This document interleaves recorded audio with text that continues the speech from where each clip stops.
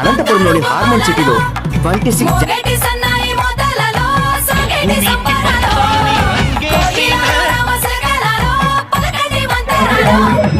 కళ్యాణం గమనీయం ఒకటయ్యే వేళన వైభోగం కళ్యాణం